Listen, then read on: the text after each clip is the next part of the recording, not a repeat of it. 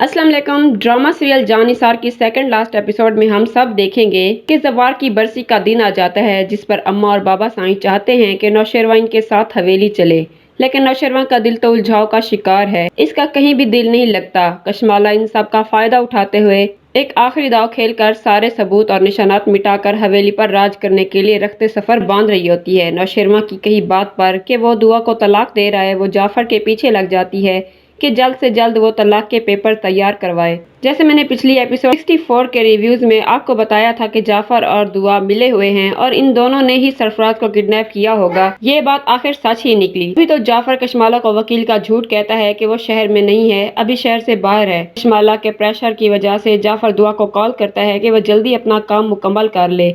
नौशेरवा की बेचैनी और कशमाला की चालबाजियां दोनों आबोताब में हैं, किसी भी वक्त कुछ भी हो सकता है। इधर बाबा साईं के हाथ वो पे बस लग जाते हैं जो कशमाला ने हॉस्पिटल में नौशेरवा से अंगूठे लगवाए थे। पक्का ये प्रॉपर्टी के पेपर्स होंगे।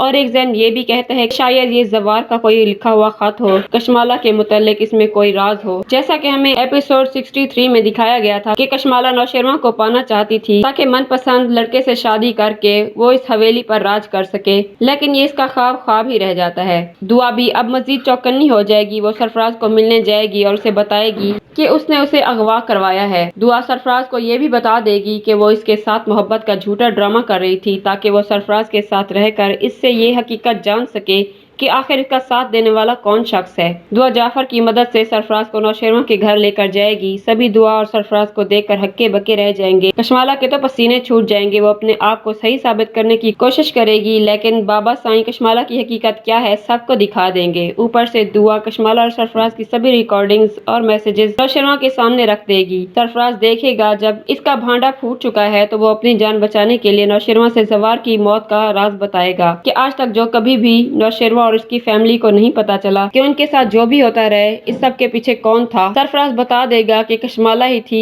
इन सर्द कार्यों के पीछे। सरफराज नौशेरवा को ये भी बताएगा कि कशमाला ने जवार पर गोली चलाई थी। वैसे इधर एक बात समझ नहीं आती मुझे, जब कशमाला को जवार शुरू से ही पसंद नहीं था तो ये दो बच्चे कहाँ से डाउनलोड करवाए उसने? अगर आप जानते हो तो मुझे भी इन्फॉर्म कर दो। आ जाते हैं बाकी रिव्यूज की तरफ। नौशेरवा ये सुनकर हैरान पे हैरान होता है। अम्मा और बाबा साईं कशमाला का ये भयानक रूप देखकर चौंक जाएंगे कि कैसी नागिन को हम इतने अरसे दूध पिलाते रहे जो हमें ही डसती रही। दुआ भी कहेगी कि इसके और नौशेरवा के बीच की गलतफहमी के पीछे भी कशमाला ही थी। नौशेरवा तैश में आ जाएगा और जाफर को हुक्म देगा कि जाफर कशमाला को गोली मार दो, लेकिन बाबा साईं जाफर को रोकते हुए कहेंगे कानून को हाथ में लेने से हमारा ही नुकसान होगा। कशमाला को पुलिस के हवाले कर दो, हम इसे कड़ी से कड़ी सजा दिलवाएंगे। लेकिन कशमाला खुद को इन सब सजाओं से बचाने के लिए जाफर से पिस्टल छीन कर खुद को शूट कर लेगी। सरफराज भी जेल चला जाएगा। दुआ और नौशेरवा हवेली चले जाएंगे। फिर काफी अरसे बाद दुआ और नौशेरवा अपने बच्चे के साथ एक खूबसूरत जिंदगी का आगाज करेंगे। कैसी लगी मेरी प्रेडिक्शन? वीडियो को लाइक करते हुए अपना फीडबैक देना मत भूलिएगा। अल्लाह हाफिज।